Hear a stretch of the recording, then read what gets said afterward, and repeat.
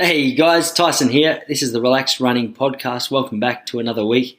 Hey, we've got a massive guest on the show today. We have the great man, Stewart McSweyn. If you haven't heard of Stu yet, you're in for a treat. Here's some of his numbers just to put into context how much of a quality athlete we sat down with. Stu's run 3:31 for 1,500 metres, 7:34 for 3,000 metres, 13:05 for 5K. He's eyeing off a couple of Craig Mottram's records at the moment. I think in the next 12 to 18 months, maybe 2 years, some of those records have the potential to fall. It was really exciting to sit down with an athlete like Stu. I've known Stu for years. We actually used to train together under the same coach, Rod Griffin, up in Ballarat, and he's about 8 years younger than me. So back in the day, he was just a young bloke setting the foundations to his running career. So to fast forward 8 years or 9 years and just see the progression that's taken place in this guy's life is really inspiring and really exciting. He's a bloke that I cheer for whenever I see his name on the start list. So I pick his brain about training and recovery and diet and travel and a whole heap of stuff that's going to be valuable to you as a distance athlete or to you as a runner. We're joined by the guru, Matty Williams, who always throws in a couple of really good questions. So you're in for a treat. I just wanted to say we got stuck last minute. We didn't have a room to record in, so we went looking for a local cafe and ended up in a Subway. It was the first time I'd been in Subway for about 10 years. We did our best to block out the background noise, but there's a couple of beeps here and there where you'll hear customers coming in and out. So forgive me for that. I'm doing my best to address it and to try and get a consistent room where we can avoid all those outside noises. But for today, just let those couple of beeps slip. It's not too bad anyway, so it shouldn't bother you. Guys, I'm excited to share this one with you. This is a really cool episode. Let me get out of your way and introduce me, the guru, and Stewie McSweyn.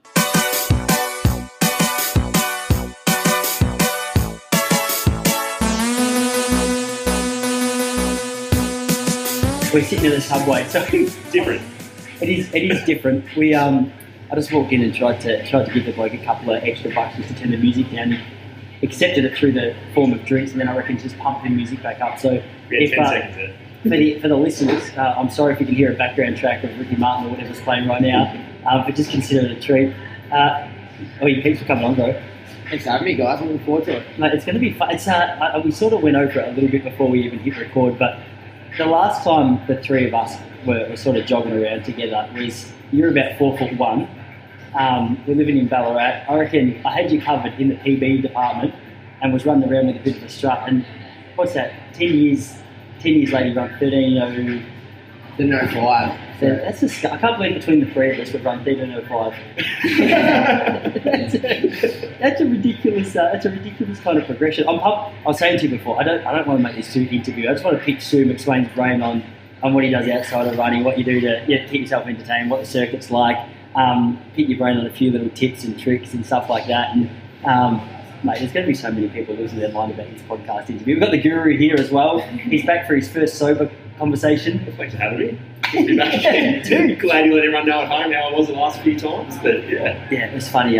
So I said to Matty a while ago, I was like, dude, come, we're going to start this podcast. We'll get you on. You're the guru. He goes, that's disgusting. I'm not coming on if you call me that. I said, yeah, no worry. Yeah, because it's just taken off. Everyone loves the guru.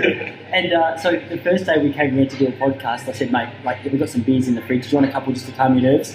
How many did you get through? Well, I said, yeah, I love some, but we did a clarification. We didn't actually record it in your living room. So we're sitting in your living room and your wife just hands me about 5 studies and tells me just to walk up to them juggling these. And it was really not to happen. So.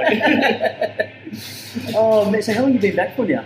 So I got back pretty much 2 weeks ago. So it's good to be back. I think I left in pretty much the end of May. So a long time away from home. But yeah, it's always the best part of the year coming back here on the end of season break, and then just catching up with the people you haven't seen for so many months. It's always pretty fun. What does the break look like?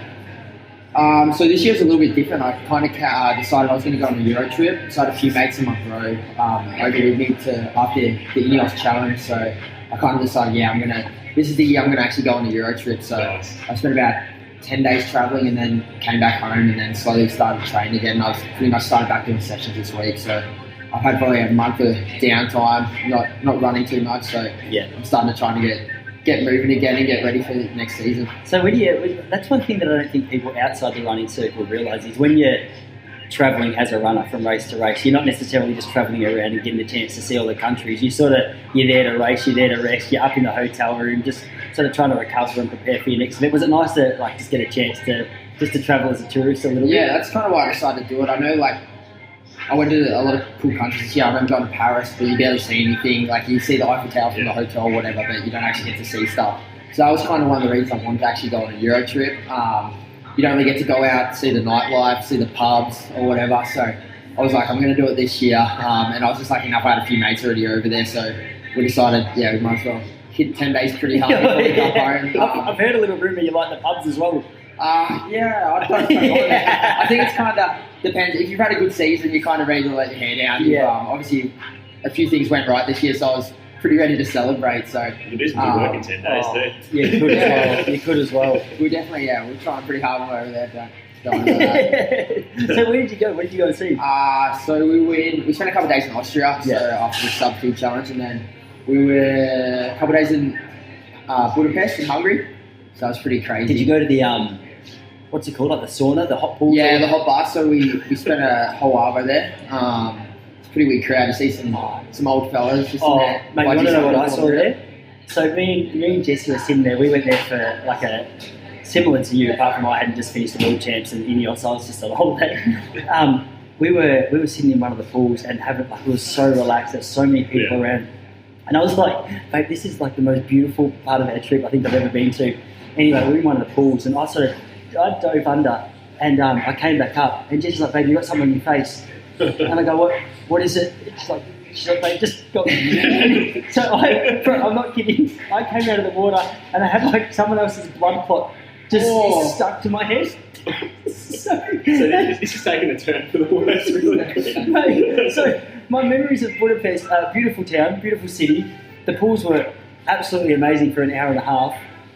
Then for 8 minutes, the last 8 minutes, it was brutal. So someone scored some trouble there. I feel like you've been there, you understand, because the pools are just packed full of people. There's hundreds of people creating these hot pools. So there's bound to be anything in the water. But hopefully next year you get a chance to go to Tokyo and spend a bit of time there afterwards. But if you ever get a chance to go to onsen, there's some sights to be seen there as well. So for those who don't know, the onsens are basically these traditional hot baths over there. And clothes are not only not optional, they're actively discouraged.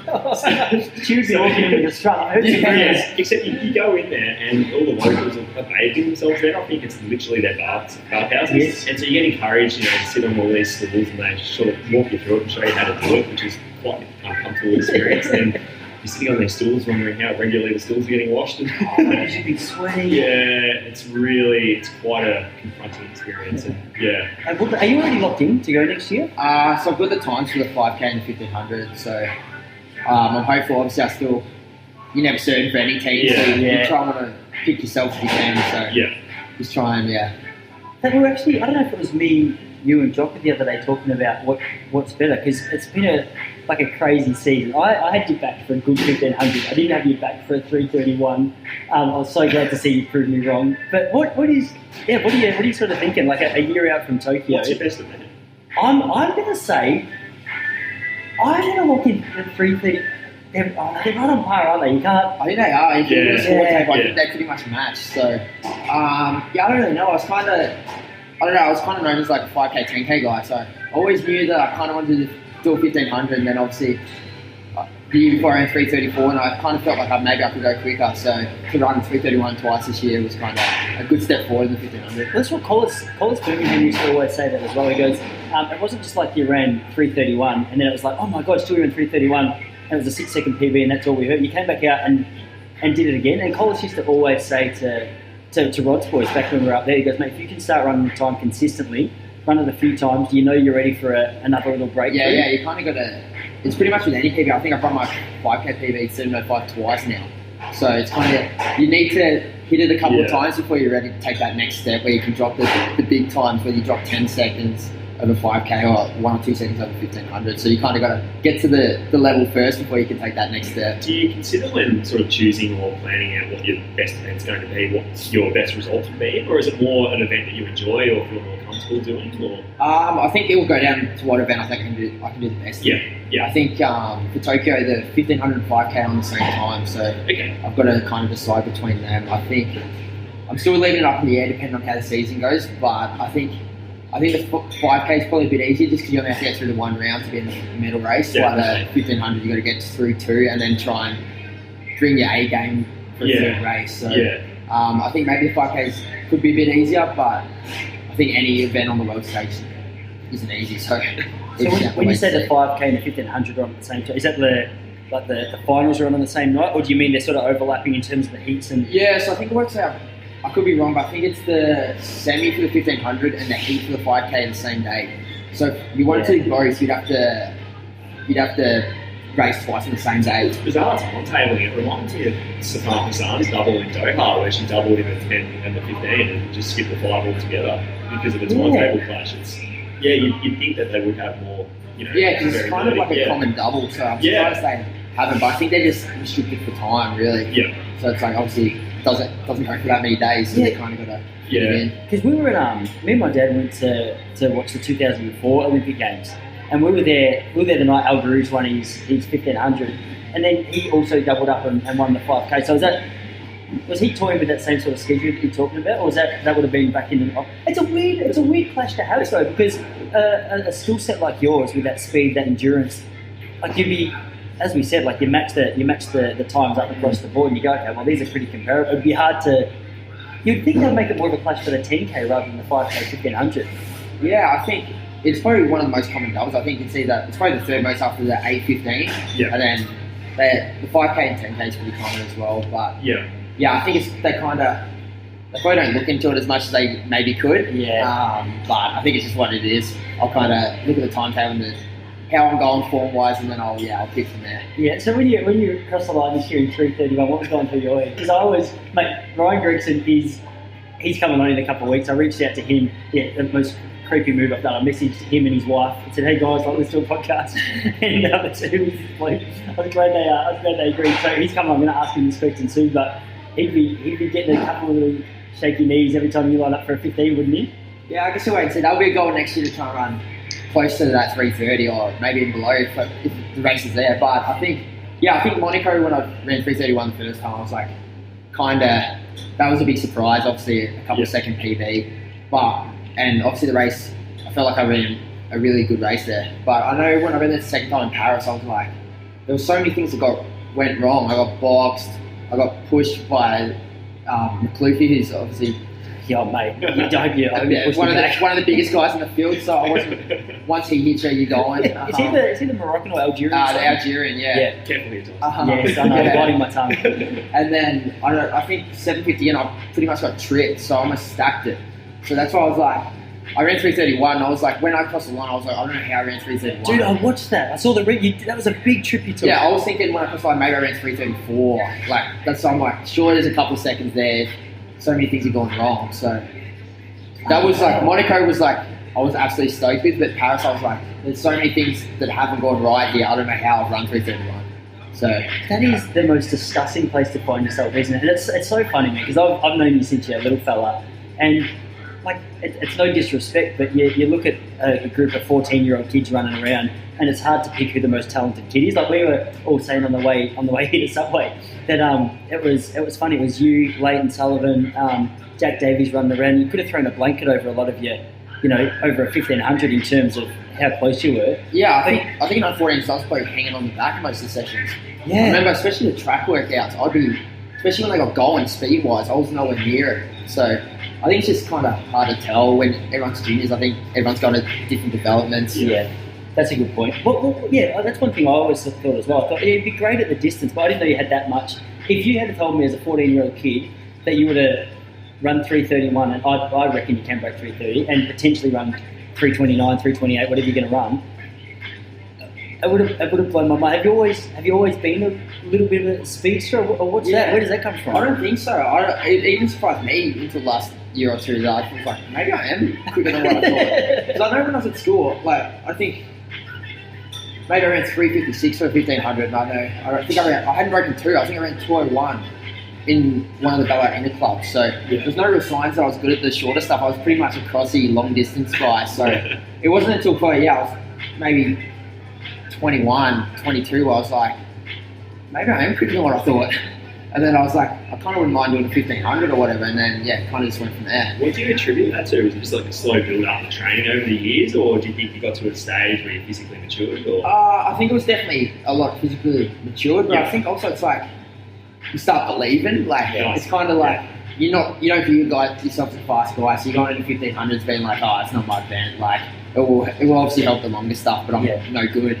And then kind of you start thinking, oh, maybe I'm a little bit better than what I thought. So I think it's a fair bit obviously physically, but I think like having a bit more belief that you can do well with the shorter stuff has made definitely a big difference for me the last couple of years. Have you ever run an 800? Do you know what you can run for 8? So I've never actually. So I haven't run one since I ran that 201 in school. So I've never officially broke through. But I know in Monaco I closed the last 800 in like 152. Yeah. So I know I can at least run 152 in the second half of the race. And I think I've closed a 3K in 153 or 154. Who closes a 3K in 154? Yeah, so I think... Which one was that? I think I definitely can run a big PB. So that was when I ran 7:34 in Rabat. So I think I went 59:54. Yeah. So that's another record I reckon is in your sight. What's the Aussie record? 7:32? So my son's got it at 7:32. So only 2 seconds. So I think that's one I definitely can get. It's probably just like... I'm not bad at 1500, and obviously I can run a solid 5K. I think that's kind of the middle ground, so I think that could be definitely one I could hopefully get close to. What you only ran 333 or something, didn't you? He's miles, 332, 333? Yeah, so I think he ran 333. Is it 348 miles? And his mile time's better than his 1500 time, but at the same time, you wouldn't have run. He's 2 mile when he ran that Australian record for the 2 mile. I wonder what his 3K still was there. What do you run? 803? Yeah. I think they quit like his 804 2 mile. I think it's equivalent to like 729. Yeah. So it's actually better than his Aussie record, but I think it might have only went through in around that 7:34. Okay. Yeah. So did you ever have these chats with Rod? Because it's so funny, man. Like I look back at like whenever someone says Stewart McSweyn, I still in my head think of 14-year-old Stewie, and then it sort of trips me out when I think about the fact that like you put the time on the board that you have.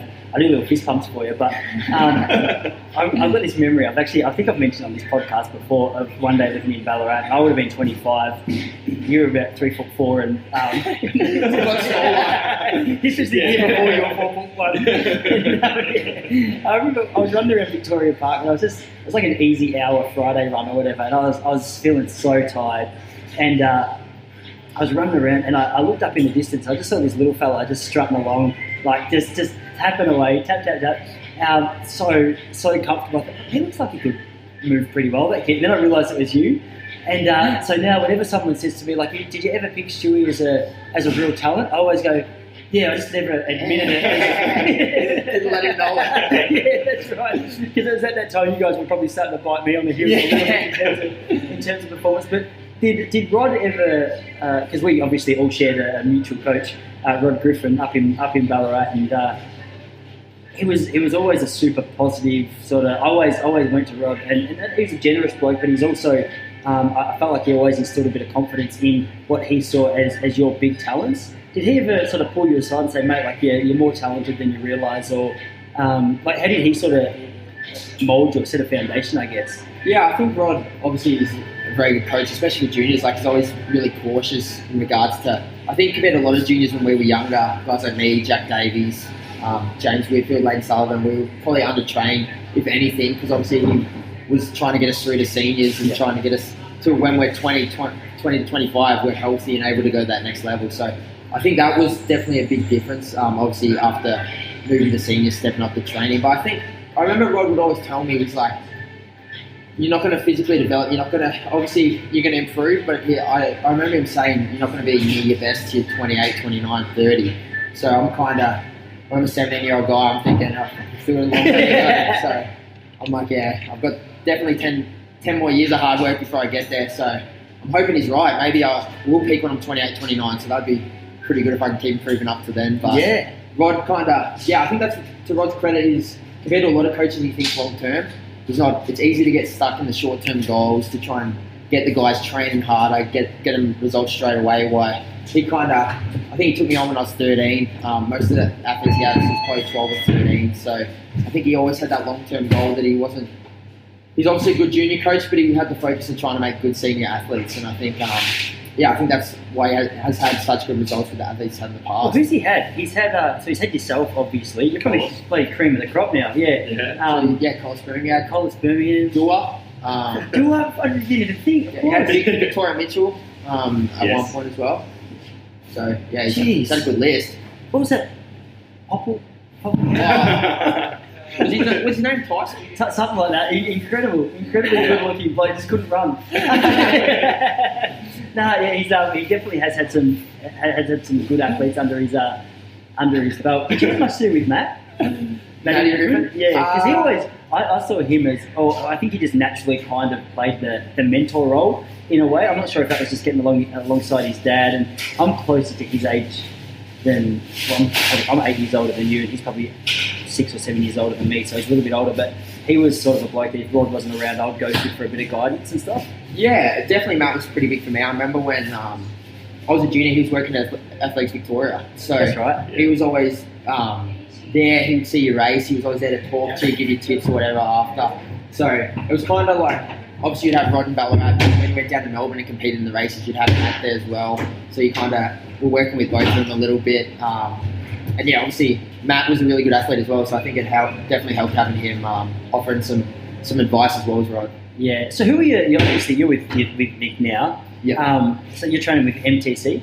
Yeah. So I'm training with the Melbourne Track Club. So I'm lucky enough. I go down to train. I'm training most of the year. Obviously, when we're on base, we're all in our home or wherever we're basing. But for training camps in the European season, I'm training with guys like Brett Robertson, Ryan Gregson, Geordie Williams, Matthew Ramsden, guys like that every day. So there's not many groups in the world where you get the opportunity to train with that big a talent pool. So I think that's you kind of even got to train at most days. You pinch yourself that some of the caliber of guys you're training with. You get to not only train with them, you're living with them. So it's kind of pretty fun. And you and Brett Robertson have a pretty good friendship, don't you? I look at some of the posts and stuff that you guys put up on Instagram. There's a little bit of man love going on there, surely. Yeah. So obviously Brett's one of my closest mates. I think pretty much I probably Brett lived in Ballarat for a while, so we became good friends pretty much. I was a junior on World Junior Cross and he was a senior, and then we kind of met there. He moved to the Ballarat project, and then our friendship grew from there. The reason I started coming down to training with Nick guys was I was just really close mates with Brett, and he's like we would in the off season we'd obviously go out together or whatever, and he's like, you should just come down and train. I think you enjoy it, because I was kind of training by myself in Melbourne.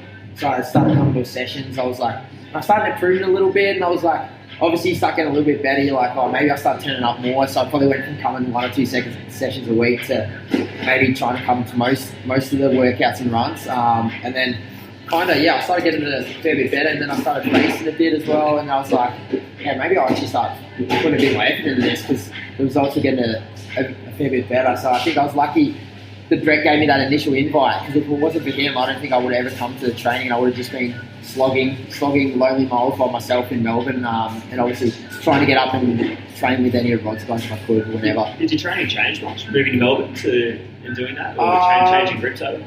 So it was similar when I was just training by correspondence with Rod. Obviously, I just didn't have the group that he had. I probably didn't quite have the trails or around where I lived of going out to Buninyong or Lake Wendouree and Ballarat.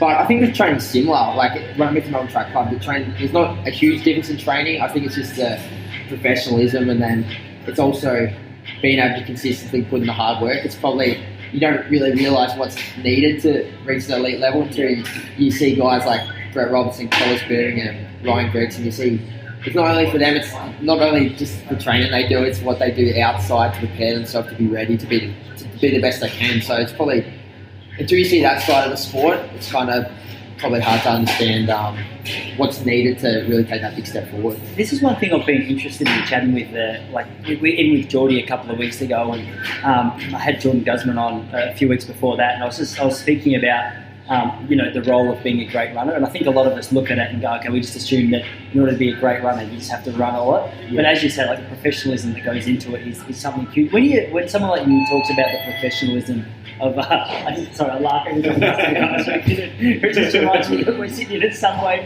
and this is hilarious. When you talk about the professionalism, you're obviously not talking about the equivalent of bloke setting up his podcast studio in a takeaway outlet. What are you referring to? Yeah, so you're running day in, day out, but what else goes into a professional athlete? Yeah, I think a lot of it's the preparation, so it's the rehab, trying to do anything you can, getting the massages, the strength work, just to make sure you don't get injured, because obviously it's about the building consistency in training, so you got to try and avoid any getting sick, getting injuries, so you try and avoid them. But I think you soon realise towards the elite level sport, a lot of it, everyone's so good, there's not much difference. A lot of it is that mental side as well. When you're at the top level, you look around, every guy's good on the start line of the Diamond League or whatever, so you need to develop that the hardness and the self-belief that you can compete. So I think that's the big step moving to Melbourne Track Club. It was obviously a fair bit physical as well, but I think it was that mental side. Like if you show any weakness in those big races, you're going to get flogged. So it's like you got to be able to not only physically be there, but mentally you got to be ready to compete. And obviously you got to have that underlying belief. I think that's the big thing you need. Sure, and in what can be a very isolating sport at times as well. You're out there for a lot of hours. Most days of the week, if not twice a day, some days. And, have that group around you, which really can keep you up. If you have a bad day, sit off the back and still get towed through. And when you're on, then you can be that role model and that leader, and it just must be that much more easier just to get out there and train. Yeah, I think I definitely find that. I think most of the boys would. I think when you get trained by yourself, I'm like, I hate warming up, hate warming down for sessions when you're by yourself. But when I'm in London living with the guys, it's just fun getting out. The 20 minutes or whatever we're warming up, it's just like everyone's just there's a lot of banter. Everyone's just it's so funny. Even going on runs, we're just messing around. So you kind of, especially when you're on, say, a long run or something, it's 90 minutes or an hour 45 by yourself with just your thoughts can sometimes be pretty average. But when you're running with guys like Brett, Geordie, an hour 45 feels like you're out there for 10 minutes. It's a catch up with mates. Yeah, essentially. Exactly. Yeah. So it definitely makes it a lot easier, especially when you're away from home. When we're living overseas for so many months, just having guys that pretty much feel like they're family members to you. It's obviously makes it a lot easier. How many months of the year are you away on average? So I think this year I started here for indoors and World Cross. I was probably away for about 5 weeks, and then I was probably away 4 and a bit months during the main European season. So probably all up, it's probably 5.5 months of the year. So almost half a year. So I think it is hard being away that long, but I also think we pretty much leave. So we're here for the Australian summer, and then when the weather starts getting average in Melbourne or Australia, we're going to the European summer. Yes. So you think about it, we're probably about 11 months a year we're over chasing summer. So it's not, when you think of it that way, it's not too bad. Yeah. Is that something that you have to consciously do, try and look at the bright side of the full-time travel? Because I know, any initial holiday, it's exciting, but then when it becomes the norm, it can be like, I miss home, miss my friends, miss my family. How has it taken you a little while to get used to that whole process of being overseas? You don't seem like a bloke that much would really phase you. I can't imagine you getting too worked up. I think it's one of those things where it's you just got to be able to adapt, wherever you are. It's whatever you're doing, it's an opportunity. It's pretty fun. Not many people have that same opportunity, so you got to obviously enjoy it. Traveling and running doesn't always last forever, so you kind of got to enjoy it while you're there. But I think the big thing is, I know when I was doing my teaching placements at school, and I was in a school or sitting in a PE office, and I was like, I'll tell you what, running's not bad. When you train a lot, but other than that, you're not sitting in an office. You're not you're getting to travel a lot of other places. You're not working 9 to 5 days a week. So when you kind of think of it that way, you're just you're kind of living the dream in some sort of way. Yeah, that's a good point. There's been plenty of days where I've been in an office and wished that the running dream had worked out. So I can back you on that statement. I know that would be 100% true. One thing I was interested in, you said before, when you're traveling with the boys or with the whole crew, it's almost like a family. But I don't know if it's anything like my family, but every now and then there's a few fights in there. How do you go with just that constant contact with these guys? Do you ever get sick of each other? I promise I'll edit this part out if you say anything bad about Geordie. Maybe Geordie. No. I think he's too handsome to get injured out. I think it's kind of everyone gets on so well. I think the core group of there's probably 7 or 8 guys with us. It's just like obviously it's like a normal family. You'll get annoyed at people for stuff, but I think it's at the end of the day we're all just good mates. So it's like it's kind of anything. Like you might have a spill, but then the next day you wake up, everyone's back being best mates. So there's nothing too big to write home on. Luckily, it's just like if anything's gone wrong, there's cafes you can go to if you want to avoid people for a couple of hours or whatever. So I think we're pretty fortunate that we've got a good group of guys. So nothing too big goes down. That's good. That's good. So you look like you're about to say something then, maybe. No, all good. So you've been back now for a few weeks. You just 2 weeks pretty much. Okay, and so and you're just getting back into your full term. You said you went for like an hour 45 this morning. Yeah. Was that one a lonely run, or were you? So I had a mate that came for the full run, so that was pretty nice. But yeah, first week back doing sessions, it's obviously pretty tough. Even though you didn't stop training for too long, it just takes you a session or two to start getting breathing back. So even I find that like I was out of the sport where I was competing really. I was training very randomly, sporadically. I went in the gym and I always promised Jessie once I finished running I'd go and like work on my pecs and my biceps so she couldn't see my ribs because that was for so long just being so skinny. I thought, oh man, I'm getting into the gym. I want to get big. And it lasted about 6 minutes until I started running again and lost it all. But I was going somewhere with that. Where was I going? Even me, when I get back into the training scene, I'm like, after 5 years, it just clicks back over. So 2 weeks would be nothing. Yeah, I always think when you come back off a break, you just like the first 30-minute run, you play around a 5-minute Ks and you feel like you're training water.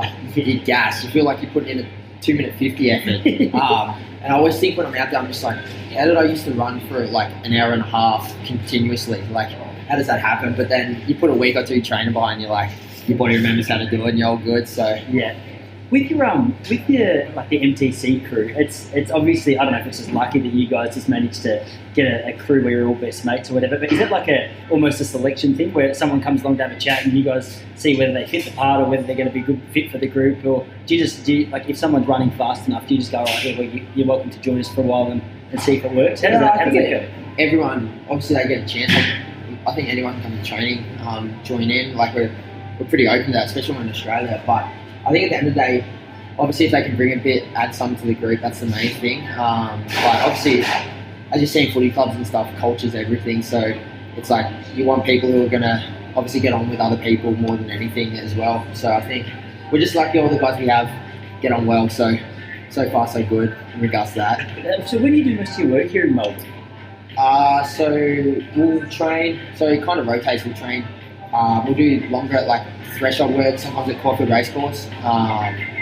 Wattle Park on Saturday, we'll do hill race. Wattle Park is a brutal place. Yeah, do you do your thresholds out there at all? Like, do you ever do any hill thresholds? So we sometimes do hill sprints and then do thresholds on, so there's a top oval up there, which is a bit over, I think it's just under 500 metres around the oval.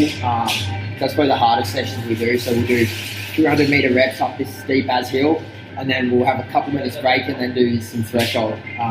I think that out of all the training we do, that's the one session where you honestly feel like you might screw up. Yeah, really. Yeah. So I suppose that anywhere we go in the world, I still think that's almost the hardest session we do, just because you push it, there's just no recovery, and obviously the hill sprints you're hitting pretty hard. So you finish in a hill sprint banged up, and then you're having a minute or whatever and jumping into a threshold. So there's no rest in those sessions, which obviously make it pretty tough. Bloody hell. Like, I reckon when you look at Australian training, we were talking about this with Jocko, who's another bloke who he debuted on the podcast last week or the week before. We were speaking about how the training scene in Australia, it's very similar. Like it's strange because it's not really like everyone's obviously individual in what they respond to and how they recover and how they perform and things. Yet the training scene is very, very generic in Australia. Like, yeah, you got your Sunday long run, your Tuesday, Thursday, Saturday sessions. Is that something that you've tailored, or is that just something that you've adjusted to? How did you? I'm just interested for anyone out there who's maybe starting to run their first couple of marathons or starting to run their first bit of distance, who are going, how do I actually structure a week of training? Like, do you want to paint a little bit of a picture of what a week in the life of Stewie's training looks like? Yeah, so I think the first thing is you got to try and make sure. I don't think any certain training suits anyone. It's kind of you got to tailor it to suit you. I know for me personally, there's between session days I'll run really slow. Like some days I'll run 440, 450k pace on my runs, just because I know that I'm not. There's some guys who can day in day out smash training sessions and they're fine. They'll recover. They'll be able to keep doing it, but. It's not like I quickly worked out I'm not that kind of guy who can just keep banging out high intensity training. So for me, it's kind of I've got to do the intensity once, like maybe 2 or 3 times a week, and then the rest I've just got to go really easy. And that obviously what I've worked out, I've got the best results for. But in regard to a normal training rig, pretty much we'll have an easy run Monday, so 2 runs for us, and then Tuesday we'll do longer reps, so maybe 8 by 1k. Or 4 by a mile or something in that regard. Wednesday, another long run. Are you doing that at 10 or something? Yeah, so going back here, we might do 8 by 1k to 10, 4 by 2k. Yeah. And then Wednesday, we'll just do another run, so maybe 60 or 70 minutes. Thursday, we'll do thresholds, maybe 8 or 9k threshold, at probably 75 to 80% of max heart rate. And then Friday, just an easy run. Saturday will either be longer reps or hill reps. Of some regard, whether they're short or long. Kind of we mix that up depending on the point of the season. So we'll probably out of season we'll do longer stuff, while in season we'll do the kind of the shorter, sharpened work, getting ready to race. And then Sunday's just a long run. Whether some of the marathon boys run 2.5 hours, or some of the shorter guys might run 90 minutes, depending on what event they're training for. What fascinates me about that is, you're a 331 athlete, and looking at that training week, there's not an awful lot of, running anywhere near that sort of pace. So obviously you respond to the strength, endurance sort of stuff. I think before I ran 331, I don't think in training I'd run a lap in under 60 seconds. Wow.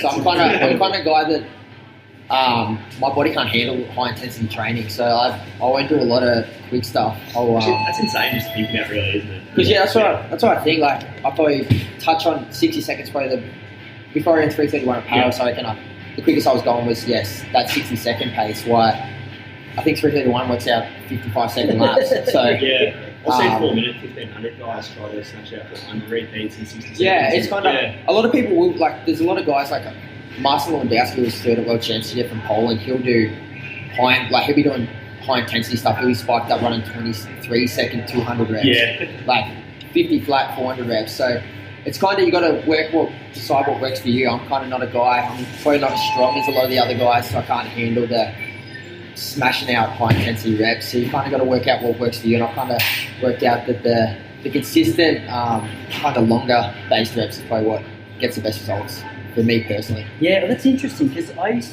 think one of the big misconceptions I guess it's not a misconception as much as it is just taking some time to get to know what you respond to, like you just mentioned. But I remember at the start of each track season, people would come up to me and go, how'd your race go? And they go, I ran 4 minutes, done no speed work at all. And it was almost like a little bit of, it was like holding on to, you know what I mean? Like they're holding on to a little bit of hope that extra speed work is going to really help them out. But I think just you saying that, like I've been in the sport I've been involved in the sport for 15, 16 years, and that's still almost surprising. It does surprise me, the fact that you run 331 off like no training under 60 second per lap pace, and it's something I would encourage anyone out there to consider. Don't just jump on board and do what everyone's doing based on the fact that everyone else is doing it. Take some time to go, how am I feeling? How am I responding? Yeah, I think that's the big thing you got to do. I think there's obviously ways of training that have been scientifically proven that obviously work, but I think you kind of got to be able to adapt it. They're like, no athlete's the same, so I think you kind of got to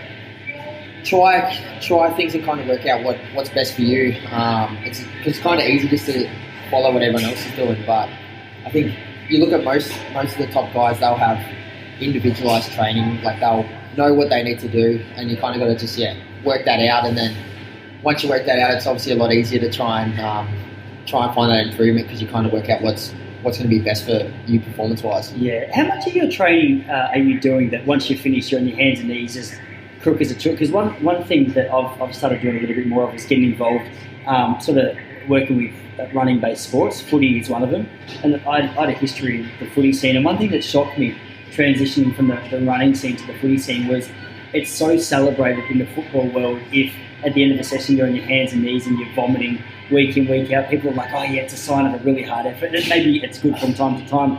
But my personal opinion was, mate, like you're going to be able to do that once or twice, and then you're going to break down, you're going to feel like absolute rubbish.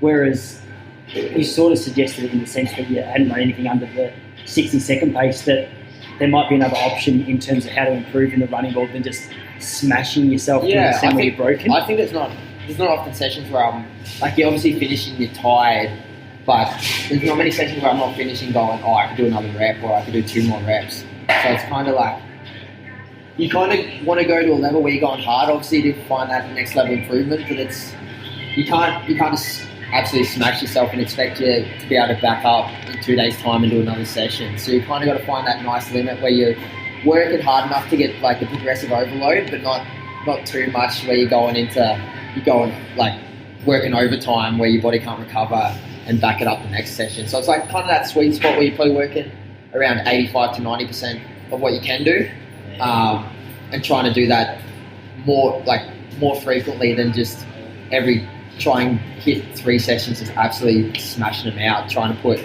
weeks of the 80 to 90% intensity together rather than just going all as hard as you can for a shorter period of time. Yeah, I think I was watching, I don't know if it was a David Rudisha session or a train hard, win easy documentary or something. It had something to do with Kenyans. Yeah. And one of the, no surprises there in the distance one, he said, one of the things that surprised me was what you just said, they were consciously avoiding maxing out for every session just because they're like, no, we've got to be back up at 5:30 tomorrow morning to go for a run. Like, it's crazy for us just to bulk ourselves here.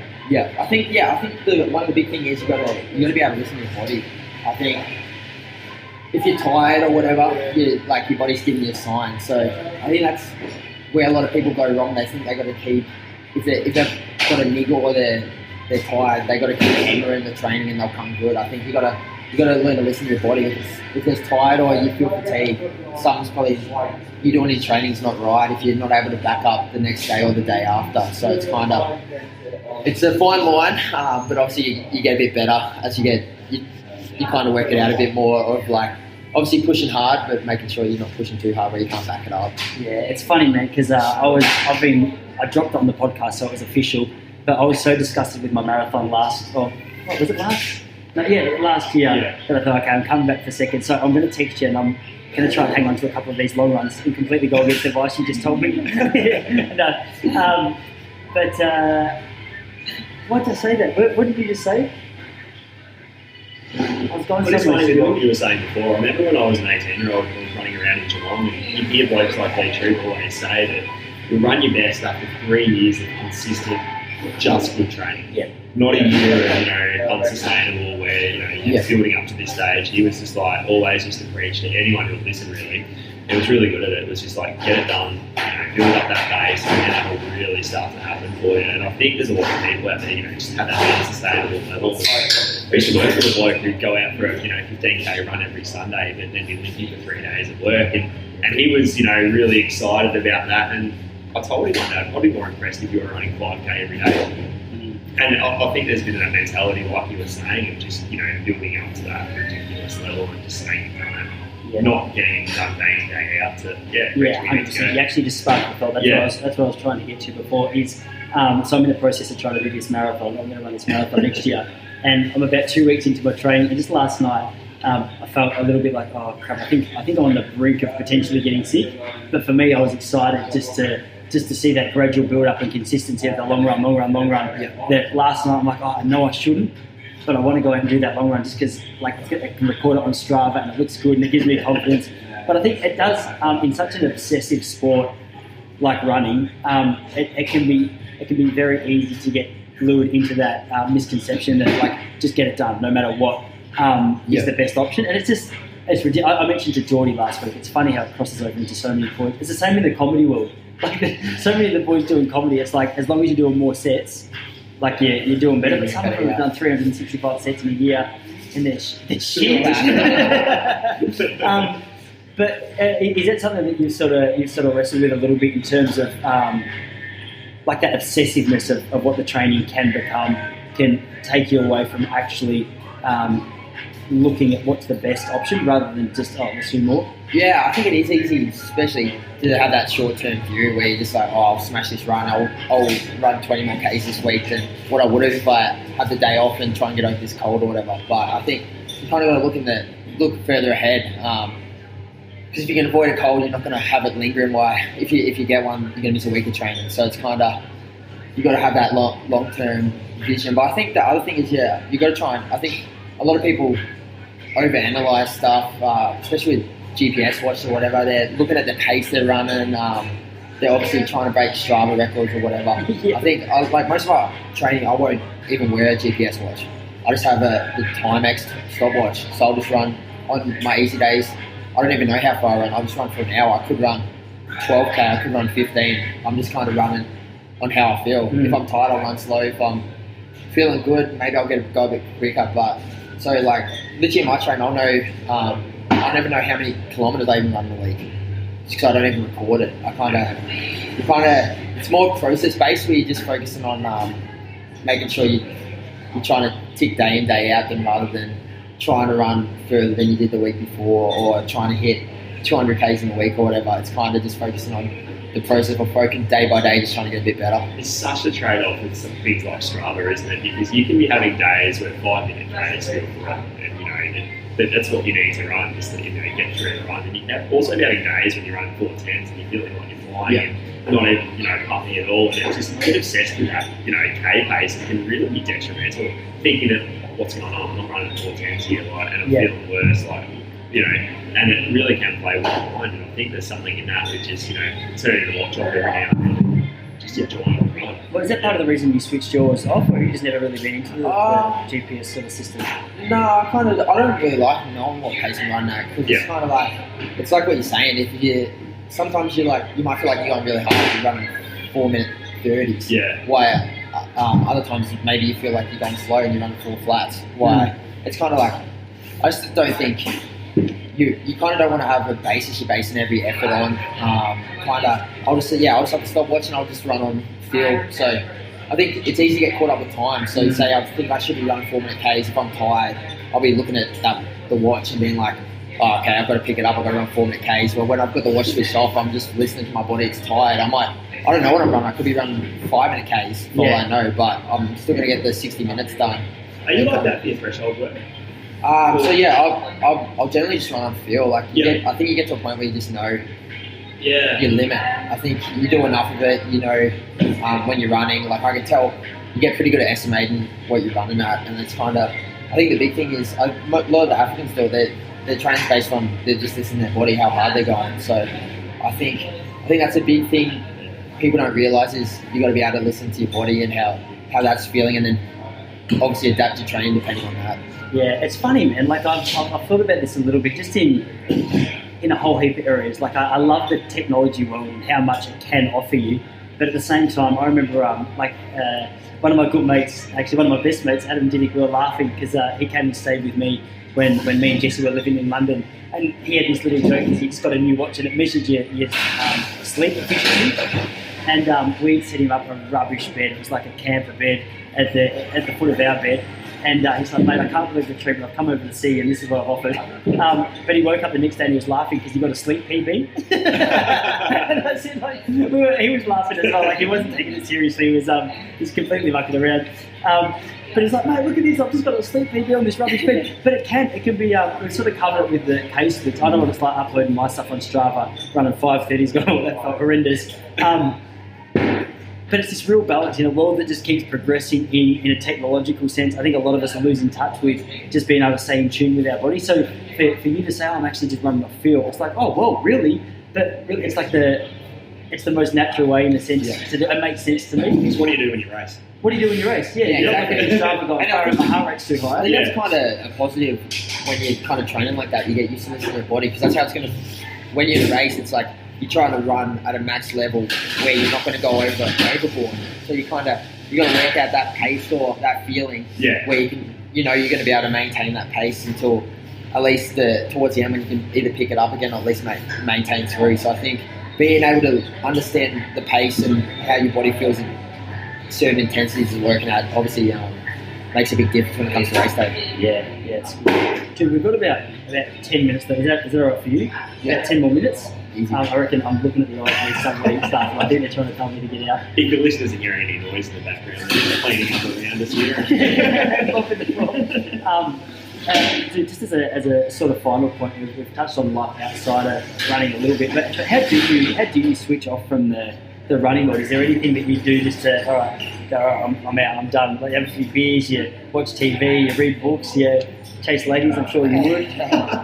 No, it's kind of a bit of everything. Obviously, I'm still studying, so I know at the start of the year I was still studying full time, so I think I did 3 subjects in semester 1, so that's kind of what I was focusing on the majority of my time when I wasn't running, just trying to make sure I pass those subjects. But other than that, it's just, we spend a lot of time recovering, so you obviously a fair bit of Netflix, whatever. What are you watching? I've just finished Animal Kingdom. So. Dude, everyone talks about Animal Kingdom. Have you watched that as well? I need to watch it. Yeah. Alright, I need to watch it. Alright. It's cool because it's based on it's obviously an American series now, but it's originally based on an Australian family. Oh yeah? So it's kind of cool that it's got an Aussie link. Yeah, it's sweet. Good. So yeah, it is a good show. So yeah, I only just finished that a couple of days ago. Dude, I'm going to give you a recommendation, and you're going to judge me hard for it. Have you got Stan? Or SBS Catch Up or something?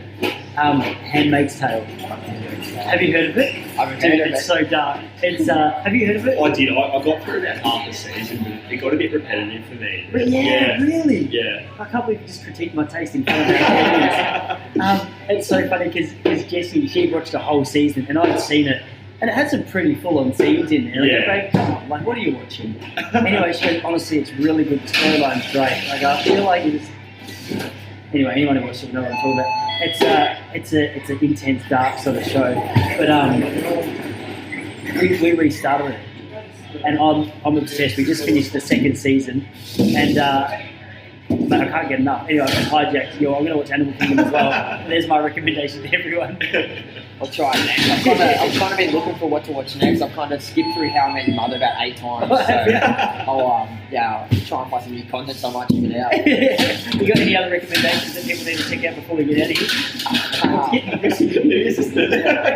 I'd say probably my favourite on all of Netflix is probably the season for the Narcos. Oh, dude, Yeah. great, Yeah. really good. All agrees on that one. Yeah, no, that's actually a good place to finish. It makes us all feel like a little bit more of a gangster. Dude, thanks so much for coming on board. That was good, guys. Mate, anytime. We'll have to get you back on board when you run 3:29. Fingers crossed. That's actually not your criteria to come back home either way, but 12:59. 12:59, Yeah. either one. 12:54. Come on. All right, thanks, bro. Let's do it. Cheers.